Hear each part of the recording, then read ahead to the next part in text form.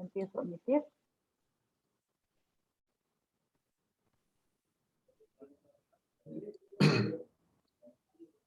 Listo.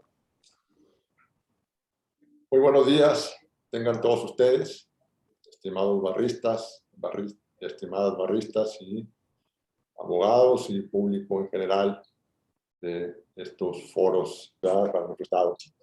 El día de hoy les damos la más cordial bienvenida aquí al capítulo Nuevo León de la Barra Mexicana Colegio de Abogados, que como bien saben y muy agradecidos con el apoyo de ustedes, les hemos estado ofreciendo diversos conferencias, temas, talleres, seminarios, diplomados en las ramas del derecho y de interés jurídico para toda nuestra comunidad. Hoy estamos muy contentos con la presencia de la doctora Cynthia Smith, que en unos momentos más nuestro coordinador de las comisiones anticorrupción y de derecho energético de este capítulo, el licenciado Marcelo González Jiménez, muy proactivo siempre, muy diligente, apoyando siempre las actividades académicas y profesionales de nuestro colegio, ha tenido a bien organizar el día de hoy. Recordarles, por favor, que nos sigan apoyando, siguiéndonos en nuestras redes sociales. Tenemos un capítulo de Facebook, tenemos con más de 12,000 seguidores, tenemos LinkedIn, tenemos Twitter, tenemos Instagram y tenemos un canal de YouTube que encuentran muy fácil, capítulo Nuevo León, Barra Mexicana Colegio de Abogados, y en él van a encontrar la gran mayoría de los eventos que hemos venido ofreciendo. Ya más de 150 en nuestra gestión, más de 7,500 asistentes. Estamos muy contentos con la respuesta de todos, pero ha sido gracias al apoyo y de la comunidad jurídica que la forman ustedes, y desde luego de la generosidad de nuestros expositores que siempre nos están apoyando con su tiempo, conocimiento y experiencia. Su servidor, Juan Isidoro Luna, tengo el honor y la responsabilidad de ser presidente de este capítulo, pues los dejo en las manos expertas de Marcelo González, que nos va a ayudar aquí en la conducción de este evento, y por supuesto, de nuestra distinguida invitada, la doctora Smith. Adelante, por favor. Muchas gracias a todos. Muchas gracias, licenciado Juan, nuestro presidente. Es un honor ser parte del capítulo Nuevo León, y es aún más honor tener a mi amiga, la doctora Cynthia Smith, una persona que yo quiero, respeto y admiro mucho, que yo ya la conocía desde hace muchos años, pero que nos encontramos ya personalmente el año pasado en una aventura que tuvimos en el Sistema Estatal Anticorrupción. Cynthia, bienvenida aquí a tu casa, la Barra de Abogados. Y bueno, hoy nos va a hablar la doctora Cynthia de un tema del cual charlamos hace poquito, sobre un paper que ahorita quiero que grosso modo nos comentes. Pero el tema de nuestra charla es la amenaza populista a las democracias latinoamericanas. Cynthia, por favor, así rápidamente, a manera de introducción, cuéntanos sobre el objeto de tu investigación, cuáles fueron las principales conclusiones, qué viste, qué onda, así en términos coloquiales, con el populismo en América Latina. Bienvenida. Bueno, antes que todo agradecerte la invitación, Marcelo. Sí, Marcelo y yo somos grandes amigos, compañeros de lucha anticorrupción, y eso nos ha llevado a seguir interactuando en otras batallas. Entonces es un placer platicar contigo, y también un agradecimiento a la Barra por la invitación a participar en este evento. Espero que sea la primera, pero que no sea la última. Y bueno, y a toda la gente que está conectada, muchas gracias por venir a acompañarnos. Bueno, como me preguntabas, tuve una invitación de un colega de mi departamento del TEC, que se dedican a hacer estudios de futuro, prospectiva, estudios de futuro. Entonces, en diferentes aspectos, y nos invitaron a hacer un análisis de perspectiva de futuro de sistemas políticos para un libro sobre la situación de América Latina hacia el año 2050. ¿no? Es la primera vez que yo hago un estudio de futuro, no estoy tan acostumbrada, pero es muy interesante con los modelos prospectivos ver cómo puede uno ir intuyendo los fenómenos que están sucediendo en el momento, en la situación contemporánea, proyecciones y disrupciones hacia las próximas décadas y para poder tomar medidas, ya sea para incentivar ciertas evidencias que se están dando en la sociedad o para tratar de frenar otras, ¿sí?, que están peligrosamente amenazando la situación de nuestras democracias, ¿no? Entonces, en eso consistió el trabajo.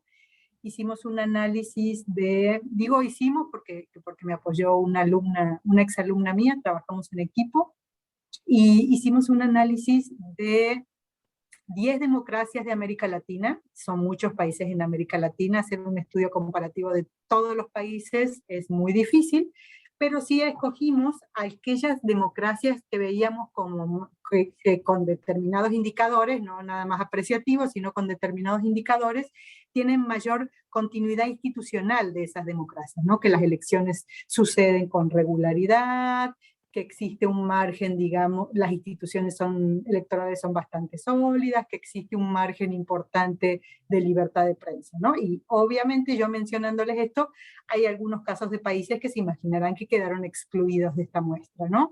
El caso de Cuba, el caso de Venezuela en los últimos años, el caso de El Salvador. Entonces, escogimos los países, dentro del concierto de los países de América Latina, aquellos donde detectamos mayor estabilidad institucional, democracias más fortalecidas, pero que sin embargo están con unas amenazas de líderes populistas muy riesgosas, que pueden amenazar los avances y consolidaciones de las democracias en América Latina.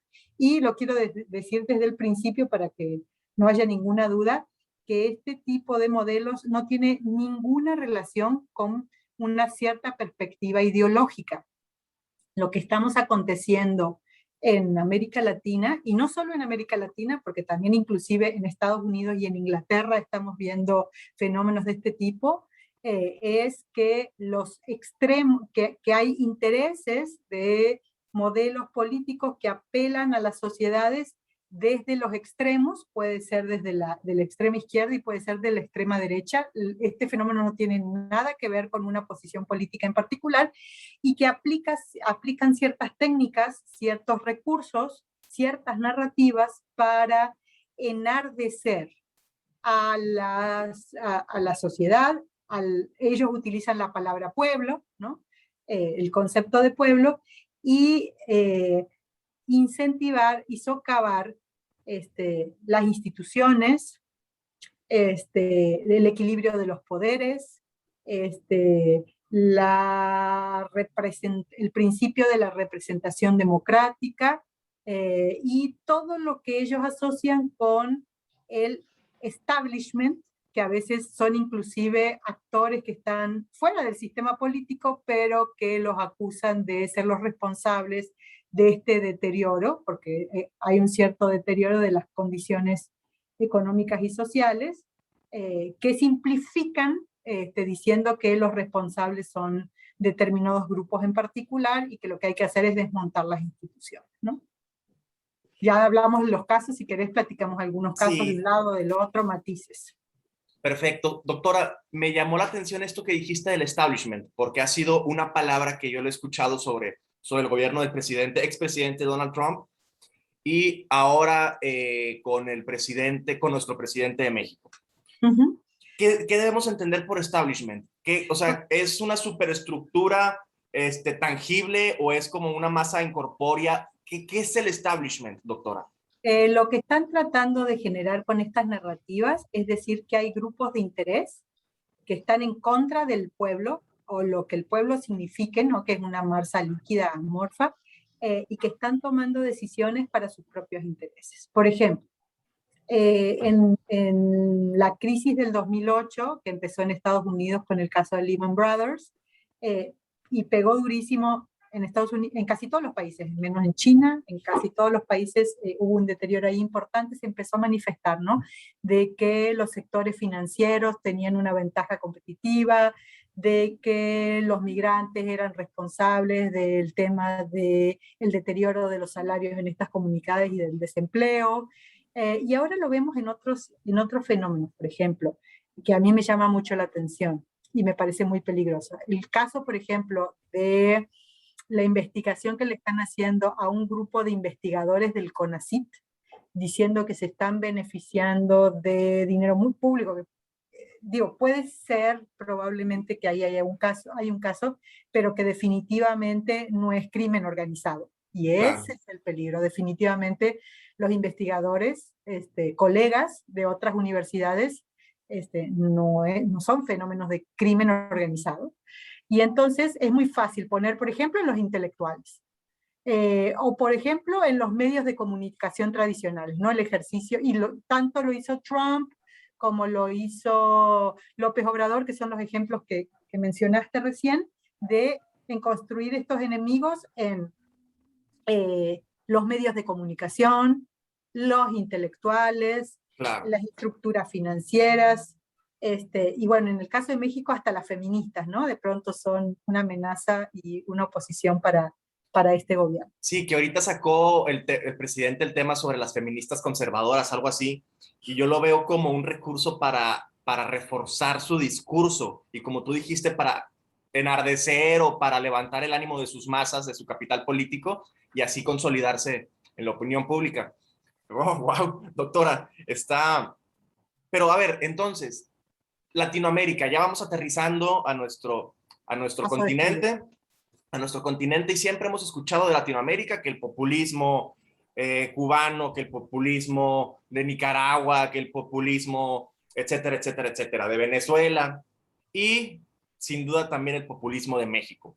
Pero a ver, doctora, ¿qué debemos entender por populismo? Porque esa palabra, la primera vez que yo la escuché, yo creo que fue en el 2004, 2005, cuando el presidente López Obrador apenas iba a lanzar como presidente de México, y fue como cuando en mi memoria, cuando en mi recuerdo empieza a emerger ese concepto. Pero, ¿qué debemos entender por populismo, doctora? No, el populismo va muchísimo más atrás. Es un fenómeno muy típico de los procesos de urbanización y consolidación de los estados-nación en América Latina. Nosotros del siglo XIX traemos ya una imagen muy fuerte que eran los caudillos, ¿no? La figura del caudillismo, que es este líder que tiene como un contexto moral, si me permitís. ¿Heroico? Como heroico también, sí, exacto. ¿No? Y entonces, que formaban milicias informales, porque esto no es institucionalizado, ¿no? Que empiezan con las independencias en América Latina, pero que después también en la separación entre la Iglesia y el Estado, en el caso de México, los liberales y los conservadores, en el caso de otros países, tienen como estas milicias, digamos, particulares, y que después, en el siglo XX, se reconfiguran con figuras como la de Perón en Argentina, como la de Getúlio Vargas en Brasil, donde son líderes que, como se está formando el capital del trabajo, ¿sí? El esquema de los sindicatos del trabajo y la relación con el Estado, convocan a toda la estructura sindical y popular, que es el proceso de movimiento de la gente del campo a la ciudad, para formar parte de estas estructuras y que son las bases de los primeros partidos políticos importantes, transversales de América Latina, el partido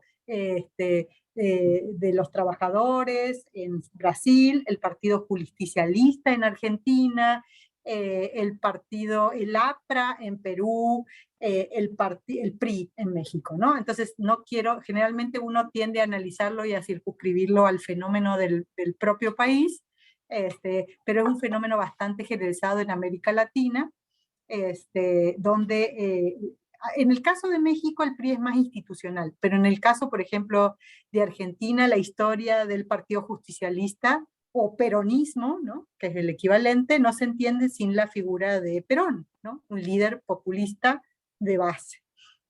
Y esos fenómenos, digamos que siempre hay un rastro, una lógica populista en los fenómenos de los liderazgos de América Latina, pero en la nueva coyuntura de estas crisis donde las economías están muy débiles, donde se dan fenómenos de globalización que hacen que las cadenas productivas se reubiquen en otras regiones del mundo, y entonces esto pauperiza los trabajos, y entonces la gente empieza a buscar los enemigos y los culpables, y entonces los culpables son los corporativos, los neoliberales, los migrantes, y entonces se empieza a reeditar un nuevo modelo de populismo, si permitime la expresión, un nuevo modelo de populismo, que aparte tiene un potenciador en el siglo XXI, que son las redes sociales.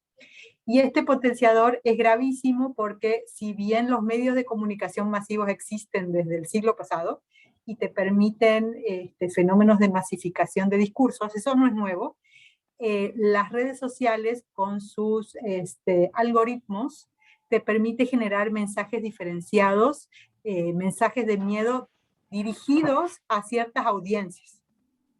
Entonces esto provoca que, por ejemplo, el caso de Trump y Cambridge Analytica, que en las elecciones donde ganó Trump en el 2016, estimularon precisamente el miedo. No importa si hay gente que votaba por la izquierda o por la derecha, el tema es que el extremismo se junta en los extremos, ¿no? Y entonces un entorno de miedo, de desconfianza, la culpa la tienen las instituciones. Si tú me preguntas a mí, en mi vida me hubiera imaginado que podríamos poner en tela de juicio el sistema electoral de Estados Unidos. Y hay muchísima gente en Estados Unidos que cree que las elecciones del año pasado fueron ilegales y fueron ilegítimas, y van a ser la base para continuar con la campaña del expresidente Trump, ¿sí? O que fenómenos como el de Bolsonaro, que siendo presidente cuestiona el sistema sanitario brasileño y que él no se vacuna, ¿no? Y entonces dice que el establishment es el culpable de todas estas cuestiones, o el fenómeno de López Obrador contra el Instituto Estatal, el INE, el Instituto Nacional Electoral, ¿no? Ha escogido su enemigo institucional en el INE, ahí está supuestamente el establishment amenazando al pueblo bueno, y lo que hace este tipo de fenómenos es corroer las instituciones, ya sean las instituciones del Estado, como puede ser las Cortes Supremas, ¿no? Que pongan el límite a las Cortes Supremas de los países, ¿sí? Que pongan en riesgo los sistemas electorales, que pongan en riesgo la estructura de medios tradicionales, que también es un contrapeso que está fuera del sistema político, pero que funciona en las democracias representativas, ¿no? Tampoco se reduce a América Latina. Este fenómeno en Europa tenemos casos también que han sido muy peligrosos, que son muy peligrosos, ¿no? Sobre todo en Europa del Este, que tiene muchas similitudes con América Latina, en Polonia, en Hungría, ¿sí? Hay fenómenos de discriminación racial y de enojo contra las variables de los establishments. Entonces, lo que va haciendo todos estos fenómenos, Marcelo, es socavar las bases de los regímenes representativos. Entonces, es otra forma de concebir la democracia. Claro. Entonces, doctora, la constante de un líder populista, ya sea invariable, o sea, de cualquier ideología, ya sea de izquierda o derecha, es un personaje que a través del discurso o a través ya de acciones legales o regulatorias contundentes trata de menguar a las instituciones. ¿Para qué? Para reforzar su discurso, para enaltecer su figura, etcétera, etcétera. Lo vemos con Trump, lo vemos con nuestro presidente, lo vemos con Bolsonaro, pero en la historia, Cintia, hay dos actores políticos que a mí me llaman la atención de la historia moderna, bueno, sí, moderna, del siglo pasado, y es Juan Domingo Perón en Argentina, que tú nos podrás contar muy bien, y también todo lo que pasó con Salvador Allende en Chile y Augusto Pinochet. Pero primero, Cintia, cuéntanos rápidamente qué pasó en Argentina y qué podemos, qué se vislumbra el populismo en Argentina en la época de Perón, y luego tuvieron una dictadura de Rafael Videla, Macera y Agosti, que fue muy cruenta, etcétera, etcétera. Pero, y el kirchnerismo actualmente, Marcelo. ¿Y qué ha pasado en Argentina, Cintia? Sigue eso en Argentina. ¿Qué ha pasado en Argentina? Bueno, en Argentina hay que decir que la imagen de Perón y de Eva Perón fueron las imágenes determinantes del siglo XX en Argentina.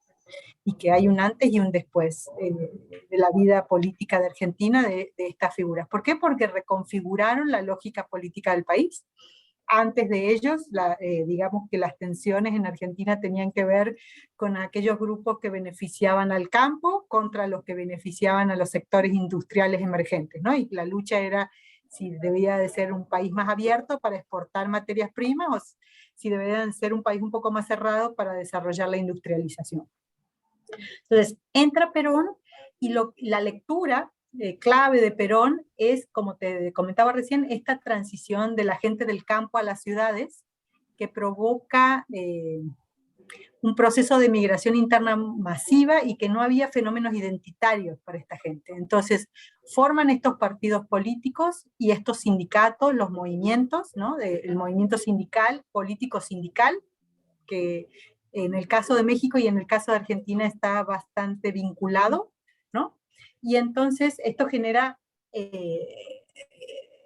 a través de estas personas magnéticas, ¿no? Si bien hablo de partido y hablo de sindicatos, y eso refiere a instituciones, todo eso está coalidado a la figura magnética de Perón, que con la inestabilidad política en Argentina gobernó en los 40 y principios de los 50, luego hubo un golpe militar, fue proscripto, se exilió muchos años fuera del país, muchas décadas fuera del país, y entonces era como un poder por su propia ausencia y que regresa ya en los últimos años de su vida argentina para volver a ser presidente al principio de la década de los 70 y que con su fallecimiento se rompe, digamos, un equilibrio y viene la época más violenta de la historia argentina. Pero la muerte de Perón no significa la desaparición de la figura simbólica de Perón, que sigue siendo usada una y otra vez, inclusive hasta la actualidad, ¿no? Entonces, con el regreso de la democracia en los 80, se activa el peronismo otra vez, y pues se construyen, digo, no tengo recursos de imágenes aquí para mostrarles, pero se reconstruyen a través de Perón y de Evita la mitología del partido peronista, y luego se desdibuja esto un poco cuando vienen las fases neoliberales de los 90 sobre todo, pero con la crisis del 2001 en Argentina del corralito y la llegada del kirchnerismo al poder, Néstor Kirchner, que ya falleció, y Cristina Kirchner, que es actualmente la vicepresidenta del país, con toda una crisis actual que no me voy a detener a hablar en Argentina, reeditan toda esa simbología de los 70, de los movimientos, digamos, de los estudiantes, porque obviamente estaba en los 70 en el contexto del comunismo y el anticomunismo,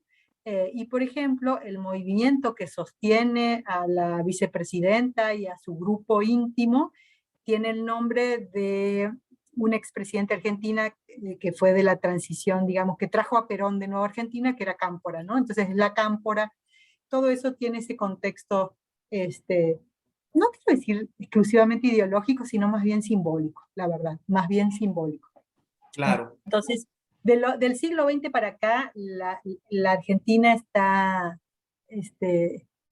cruzada, no me surge otro concepto mejor para decirlo, transversalmente por la imagen de Perón, del peronismo, de Eva, de esos principios, y entonces todo en Argentina o es peronista o es antiperonista, y no hay más, ¿no? Claro. Y una característica que me olvidé de comentar y creo que es importante, porque lo puedo potencializar aquí de estos nuevos populismos, es la polarización, ¿no?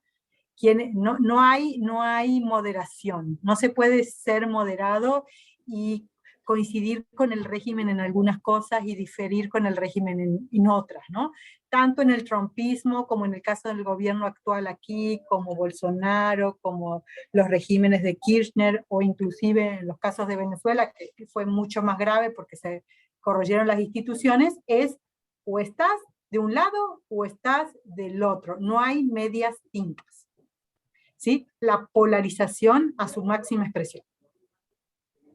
Entonces, doctora, veo que también en Argentina, bueno, no es un fenómeno solamente de Argentina o de México o de algún país en específico, sino de todo el mundo, suelen agarrar, construir mitologías, construir narrativas, discursos, historias y agarrar ciertos símbolos para fortalecer su discurso. Entonces, en Argentina agarraron la figura de Juan Domingo Perón, como aquí en México han agarrado a Juárez o a Lázaro Cárdenas. Eso se me ocurre que la justificación ideológica sobre las reformas del presidente en materia de energía, de hidrocarburos, de petróleo, que el cardenismo y que etcétera, etcétera. Entonces es para... Pero solamente... casualmente él se basó más en el juarismo que en el cardenismo, ¿eh? Qué casualidad.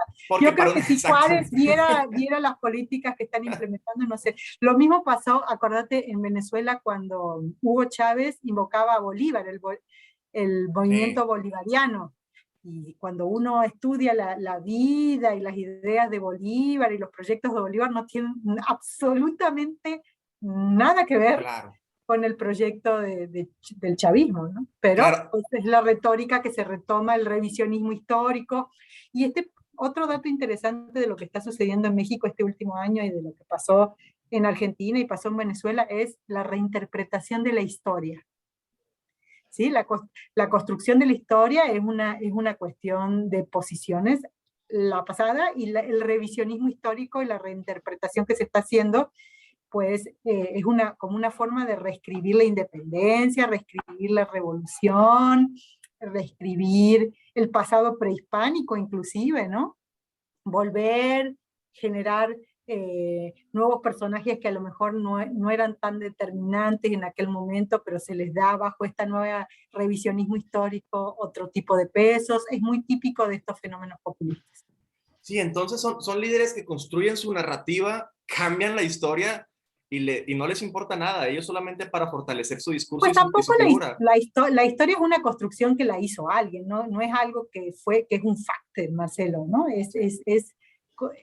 Tenemos una narrativa que le convino a una élite, a una clase, y que nos la pusieron en los libros a partir de los ganadores, y bueno, y ellos en su afán de refundacional, vuelven a esos hechos históricos claves y les dan otras reinterpretaciones. No diría yo que hay una historia correcta y una historia incorrecta. Claro. La historia siempre la escriben los ganadores, ¿no? Sí, eso es cierto. Y una cosa, Cintia, que yo veo de los líderes que son muy populistas, que son tremendamente carismáticos. A mí el presidente Trump, dejando a un lado que si estamos a favor o en contra, a mí se me hace una persona muy carismática, pero está medio zafado, muy zafado. El presidente López Obrador, yo no comulgo con muchas de sus ideas, creo que él sabe en el diagnóstico, está perfectamente bien diagnosticado el problema por él, pero los cómo abordarlos ahí es otra cosa, ¿verdad? Son tremendamente carismáticos, y esto lo menciono porque hace poco siempre he escuchado hablar de Hugo Chávez, pero nunca había puesto atención a la figura de Hugo Chávez, o sea, como que bueno, vamos a ver cómo se desenvolvía. Fui a YouTube, Fui a YouTube. Exactamente, y en los videos donde sale hablando en sus mañaneras larguísimas y hablando del pajarito, pero Cintia, me sorprendí del carisma, dije, este cuate a todos nos tenía con la boca abierta, ¿sí? O sea, con puras mentiras y con puras construcciones de acuerdo, o sea, construcciones sociales de acuerdo a su forma de ver. Yo quisiera hacer un distingo que creo que es importante, porque también en este tema, así como dije que no hay una ideología específica, hay muchos matices en cuanto a las reglas. Y yo definiría uno muy importante. Hay algunos de estos líderes que estuvieron o están dispuestos a subvertir las reglas del sistema electoral para mantenerse y perpetuarse en el poder. Y hay otros que utilizan todos estos discursos, utilizan las herramientas del gobierno y de la propaganda gubernamental, pero que no están dispuestos a la ruptura institucional. Y creo que hay una diferencia ahí muy grande. Creo que las instituciones norteamericanas temblaron, pero fueron lo suficientemente sólidas para expulsar a Trump. Y tanto pataleó que el fenómeno del 6 de enero de este año, donde hizo ese intento de boicot en el Capitolio, ¿verdad? Te demuestra que no había intenciones de entregar el poder, pero que las estructuras de Estados Unidos funcionaron. Claro. Ejemplos como el de Argentina, donde el kirchnerismo respetó los resultados electorales, gobernó durante 3 periodos. Cuando perdieron las elecciones con Macri, entregaron el poder, ¿sí? A lo mejor no muy contentos, pero entregaron el poder y que luego lo recuperaron en las urnas. Y hay que ver ahora las elecciones de este mes que pasa en Argentina. Claro. Mi visión es que ese nivel de institucionalidad sí se va a respetar en México, y lo identificaría claramente con la construcción, porque uno tiene que ver cómo el régimen reedita otros liderazgos, ¿no? Y creo que el presidente de México está construyendo a sus sucesores, con particular hincapié en una sucesora. Entonces, hablamos de una continuidad del régimen institucional. Pero entonces tenés otros ejemplos como el mismo Chávez, que estuvo dispuesto a modificar la Constitución una y otra vez y en todas las condiciones para perpetuarse en el poder. Lo mismo que otros lo intentaron y no pudieron también. El caso de Bolivia, ¿verdad? Evo Morales también intentó una reforma constitucional para extenderse en el poder, y esto generó, y lo logró, de hecho lo logró, pero bueno, una transición ahí violenta y debilitó muchísimo a Bolivia en los últimos años. Y el caso de El Salvador, que están subvirtiendo todas las herramientas institucionales para la continuidad en el poder de Ortega. Entonces, hay matices importantes. Las herramientas que se aplican a veces son parecidas, pero no quiere decir que todas las implicaciones de todos estos regímenes son exactamente iguales. Claro. Y una clasificación, independientemente de las ideologías, un factor importante es hasta dónde están dispuestos a subvertir las instituciones para romper la institucionalidad y generar estos gobiernos eternos, ¿no? Al igual que Rusia, por ejemplo, ¿no? Me salí de la región, me fui a otra parte, pero pues ya sabemos que tienen a Putin en el poder desde el año 99. Y estamos en el año 2021, ¿verdad? Claro, doctora, pero bueno, sabemos que en cada país, en cada región, hay líderes carismáticos, populistas, etcétera, etcétera. Sabemos también que Donald Trump fue un presidente muy carismático, pero muy dañino para la democracia estadounidense. Pero Estados Unidos tiene una democracia, tiene mayor fortaleza institucional que la que tiene cualquier país de América Latina. En ese sentido, doctora, te quiero preguntar, ¿cuáles son los cambios institucionales que deben implementar los países de América Latina para combatir la plaga del populismo? Ah, qué buena pregunta. Primero, que no hay buena democracia que no se consolide a través de las instituciones. Eso es lo primero que quiero decir. Entonces, donde veamos un régimen que atenta contra las instituciones, cuidado. Esa es una alerta naranja, por decirlo así, si no es que roja, ¿no? Cuidado cuando el presidente amenaza el Instituto Nacional Electoral, que salió muy fortalecido de las últimas elecciones intermedias en México del año pasado. Salió fortalecido. México demostró que sus instituciones están a prueba de estos riesgos. Cuidado como Bolsonaro hizo una marcha hace 2 semanas, aprovechó y sacó a la gente a la calle en contra de la Corte Suprema y luego se tuvo que retractar. ¿Ok? Cuidado cuando logran trastocar los esquemas representativos, los sistemas. Yo le pondría atención a las grandes instituciones de la Corte, los organismos autónomos que tienen que ver con la transparencia, con la rendición de cuentas, con el tema electoral. Esos son los puntos clave donde se ven las amenazas, ¿no? Y entonces eso hay que cuidarlo, nada más que después de tantas décadas de crisis de los sistemas representativos y deficiencia de los partidos políticos para ser verdaderas plataformas democráticas, para estos personajes es muy fácil venderte que la eliminación de las instituciones es el mecanismo para consolidar en fast track las necesidades del pueblo. Es como una respuesta fácil a las crisis, porque esas crisis son globales. Tenés crisis ambientales, tenés crisis de movilidad de personas como nunca antes en el mundo, y entonces pues encuentran los enemigos muy fácil, y las instituciones son más lentas por su propia naturaleza en responder a estas crisis, ¿sí? Crisis ambientales, crisis de migración, crisis de de desequilibrios económicos, ¿no? La crisis del 2008, que te decía recién, de Lehman Brothers en Estados Unidos, que se repercutió en Europa, y bueno, ahora, entre signos de pregunta, el tema de la inmobiliaria china, ¿no? Evergrande, ¿no? Que el Partido Comunista decidió soltar una cantidad inmensa de dinero para sostenerlo. Claro. Pero los líderes populistas en general sacan provecho de estas crisis, porque le pueden vender a las personas, como los grupos religiosos de algún tipo también, porque donde hay crisis hay incertidumbre, y con el COVID también, pues se dispara la incertidumbre y la desesperación de las personas, y ese es un caldo de cultivo para este tipo de régimen. Entonces, ¿cuál es la solución? La tenemos que construir desde todos. ¿Es una solución sexy? No. No, fortalecer las instituciones nunca es una solución sexy, porque Claro. requiere tiempo y requiere muchos consensos. Claro. Doctora, Tiempo y pero consenso. una pregunta, pero entonces, ¿por qué el populismo es más exitoso en algunos países, en unos países más que en otros? O sea, ¿es un factor cultural, o sea, sobre la gente que siente más sexy, es más atractivo para la gente escuchar y ver a esos líderes y por eso comulgan Totalmente. más con ellos? ¿O por qué unos países más que el otro? Son Más que otros? condiciones. Yo no me animaría a decir culturales, porque si me preguntas, si yo me hubiera imaginado que eso iba a pasar en Estados Unidos, aunque fue a través del Partido Republicano, pero ya sabemos que fue a través de una fracción del Partido Republicano que fue inoculando y que fue afectando al Partido Republicano y le hizo tomar posiciones y medidas que ahora él tiene capturado. Este personaje tiene capturado, ¿no?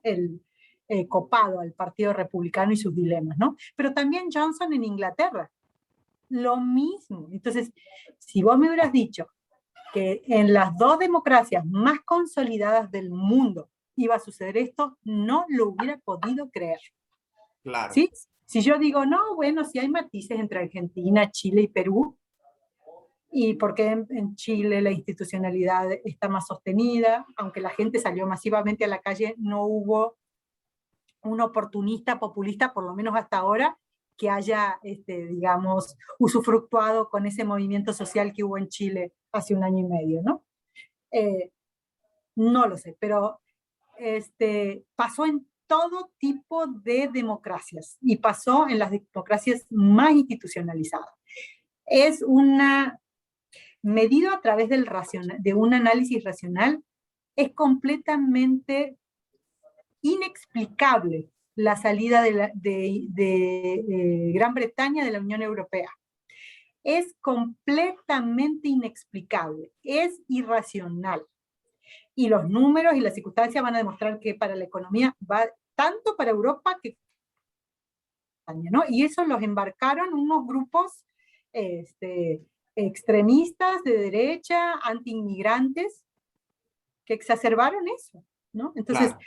Cuidar las instituciones es una responsabilidad de todas y todas, todo el tiempo en todos los países. Pues sí, doctora, aquí, a ver, ¿quién me lo pone en el chat? Es Luis Roberto, pone, buen día, pregunta a la doctora. La reciente aprobación fast track de la renovación de mandato no se puede leer como el pueblo quita y a contrario censo, el pueblo quiere que me quede. Sí, Okay. lo que quiere la decir... revocación de mandato. Exactamente, la renovación de mandato no es más que otro... Revocación. ¿Qué dije? Bueno, revocación de mandato, perdón. No es más que otro recurso retórico para fortalecer su discurso y ese recurso lleva implícito el hecho de el pueblo quiere que me quede y entonces es otro elemento del populismo, de un líder populista. Yo diría que es peligroso. Yo diría que, lo voy a poner muy elegantemente, la revocación de mandato no es una figura constitucional liberal. ¿Ok? Ok. ¿Ok? Sí, para empezar, ¿ok? claro. No es, ¿no? Si ustedes se fijan en qué países hay revocación de mandato y dónde se ha aplicado, pues no es una figura del liberalismo. Lo que te dice el liberalismo, según Bobbio, uno de los politólogos más importantes del siglo XX, es que hay un mandato institucional y nosotros ponemos el mandato en las elecciones y que cuando llegan las siguientes elecciones tenemos la oportunidad de validar o de castigar al partido. Claro. Y para eso están las siguientes elecciones. porque el mandato de la Constitución establece un plazo, ¿no? Muy bien.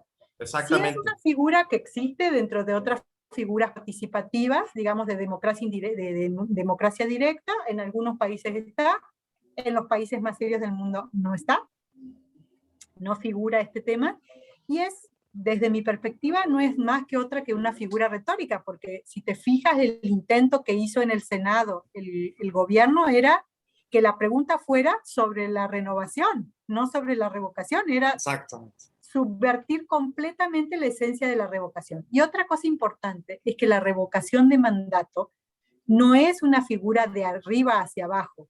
¿A qué me refiero con esto? De que el presidente o el gobernador o el alcalde te pregunte si se quiere quedar o no se quiere quedar.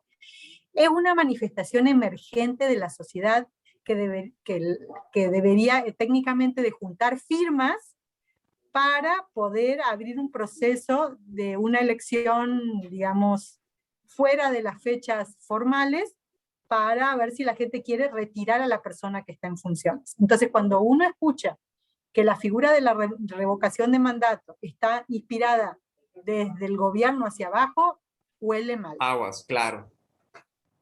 Cintia, y en América Latina va a parecer mi pregunta un poco obvia por lo que sabemos, pero ¿cuál es el ejemplo más extremo de populismo? ¿Cuál es el país más populista de América Latina? Pues yo diría que con los tiempos, ¿no? ¿no? Así como decir más, menos, los tiempos, pero en el mundo contemporáneo, en el mundo actual, yo diría que donde vemos los efectos más negativos de esto es Venezuela, lamentablemente. Claro, pero y Venezuela. rápidamente... Inclusive, pues se vació la democracia, o sea, que siga habiendo elecciones en Venezuela pues es decorativo, ¿no? En realidad sabemos que quienes gobiernan son los militares. Exactamente. ¿Y qué pasó con Venezuela, doctora? Que pasó de ser un país que iba rumbo al desarrollo, un país con recursos, un país muy petrolero, un país que otrora fue muy ordenado, o bueno, es lo que yo he leído, con Bueno, cierto institucionalmente orden. muy estable. Es muy estable, vamos a llamarlo así. ¿Qué pasó con Venezuela? ¿En qué momento se colaron este tipo de líderes? Se colaron y se enquistaron. O sea, Pues, ¿qué puede hacer Venezuela? ¿qué pasó en Venezuela? ¿Qué Pues pasó en Venezuela? hubo un proceso en los 90 de desencanto de las clases políticas tradicionales, de los partidos tradicionales que habían gobernado en Venezuela, con coyunturas de crisis económicas, y pues la gente estuvo dispuesta a arriesgar por un líder carismático. No son la excepción de nada, ojo, que aquí en Nuevo León también hemos tenido el nuestro. Claro, por supuesto. Por supuesto, Sí. ¿no? Entonces se dan coyunturas donde el vota con el estómago más que con la cabeza, vota con el hartazgo, hacia el sistema político tradicional, y lo que pasa es que este tipo de figuras no tiene contrapesos, ¿sí? Cuando nosotros votamos por los partidos políticos, independientemente de la transparencia o el orden que tengan, sí, hay instituciones que están de por medio, entonces eso genera contrapesos. Entonces, estas figuras carismáticas que surgen en ese caso fue la televisión, porque no había en los 90 otra figura, ¿no? Le encantaba a los medios, era un personaje súper exótico, súper simpático. Lo mismo Trump. Trump surgió de un reality, bueno, ya sé que era un empresario inmobiliario, todo eso lo sé, pero en el fondo, en el inconsciente colectivo, esta idea de que crea empresas exitosas y que despide gente, Claro, claro. ¿sí? Eso creó un reality show. Entonces, cuando el individuo promedio que no está interesado por lo público, por la política, y está asqueado por todas las cosas que están pasando, tiene la capacidad de transferir a este personaje exitoso, güero, no sé, ponerle que sale con mujeres guapas y rico que es rico, y quiere transferir de alguna forma el estilo de vida que tienen estas personas como si se transfiriera para sí mismo, ¿no? Exactamente. En el caso de Hugo Chávez pasó algo muy similar. A los medios les encantó la imagen de este personaje irreverente, le perdonaron un golpe de Estado, y para cuando se dieron cuenta, ya había destruido las instituciones, que es la forma de lograr esto. esas constituciones donde se subvierten el régimen, y hoy lamentablemente Venezuela tiene, no recuerdo la cifra exacta, pero debe rozar los 5 o 6 millones de personas migrantes saliendo de Venezuela. Es un no país. Entonces, en un lugar donde se sale un porcentaje tan importante de la población hacia diferentes países de América, quiere decir que estamos ante un estado inviable, ¿no? Es tremendo Claro. lo que está pasando. Claro, doctora, bueno, ya estamos casi en el final de la charla, que te agradezco muchísimo que hayas aceptado mi invitación y te reitero que aquí tienes las puertas abiertas. Antes de que nos digas tus conclusiones de la charla, quiero rematar esta plática preguntándote, ¿México es un país populista actualmente? ¿Sí o no? ¿O qué es lo que ves de México sobre este tema? Yo te lo respondería pronto, me tengo que retirar rápido, así que lo voy a responder muy corto, discúlpeme, pero yo diría que México no está, no voy a decir eso porque sería muy contundente y poco preciso, pero diría que México no está exento del clima de los tiempos actuales, ¿sí? De las fórmulas de dividir, polarizar, apuntar a los extremos, porque no solamente lo está haciendo el gobierno, sino que hay un sector importante en la oposición que está recurriendo a la misma estrategia. Haber traído al líder de Vox, del partido Vox de España, y ponerlo con un grupo de senadores, de parlamentarios, y apoyar, es exactamente el mismo recurso. Es romper el diálogo, es apuntar a los extremos, es apuntar al miedo, a la desesperación y al enojo de la gente. Claro. Ninguna de esas fórmulas van a permitir consolidar nuestras democracias. Entonces, México está como está el mundo occidental hoy. Así es. Y entonces, no me animaría a decir más que eso, que sí hay algunos fenómenos populistas, que hay otras variables que no son tan graves en México como en otros países, pero que siempre estamos bajo amenaza, tanto aquí como en Brasil, como en Argentina, en todos como lados. en el propio Estados Unidos, ¿no? Claro. Sí, quiero ser bien clara en eso. Perfecto. Doctora, quiero agradecerte muchísimo que hayas aceptado mi invitación. Aquí en la barra de abogados tienes las puertas abiertas. Y bueno, públicamente yo digo que tú eres una persona que yo quiero, respeto y admiro mucho. Eres una académica que ha formado a millares de jóvenes en las ciencias sociales. Espero seguir haciéndolo. Sí, y te agradezco mucho en lo personal que seas mi amiga. Muchas gracias, doctora. Adelante, licenciado, con sus palabras. No, solamente reiterar el agradecimiento a esta interesante conferencia que nos ha dado la doctora Smith, dándonos un repaso bastante interesante sobre toda la situación política en Latinoamérica, ¿no?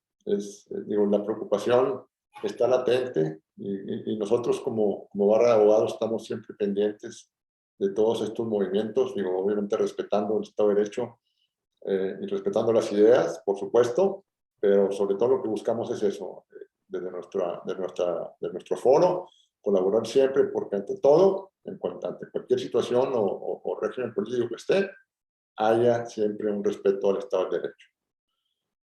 Muchísimas gracias a la doctora Smith y reiterarle lo que ya le dijimos al principio y lo confirma Marcelo. Siempre bienvenida aquí a la barra. Cuando guste, doctora. Muchas gracias. Muy amable. Taller, compartir alguna idea, invitar a alguien, nomás nos dice y aquí lo armamos con mucho gusto. Gracias, doctora. Gracias a todos. Estamos aquí en la barra de abogados a sus órdenes y les mando un abrazo muy fuerte. A su labor y mucho éxito en su próximo desempeño. Muchas gracias, se necesita. Que les vaya muy bien ahí y aquí estamos para apoyarlos. Nos vemos la próxima. Muchas gracias a todos. Gracias. Qué buena plática. Muy buena plática, claro que sí. Muchas gracias por estar con nosotros. Muchas gracias. Les pido una disculpa que me tengo que retirar, pero tengo tengo una entrevista de un medio de comunicación a las 12 y no sé dónde me van a llamar y quiero hacerlo bien. Adelante. Me voy a despedir rápido. Qué bueno que les gustó y muchas gracias por la invitación. Al fin y al cabo, lo que yo soy es académica, entonces esto es lo que más disfruto. No, muchas gracias, doctora. Bye, bye. Un abrazo, Marce. Un abrazo a todos. Bye, bye. Hasta luego.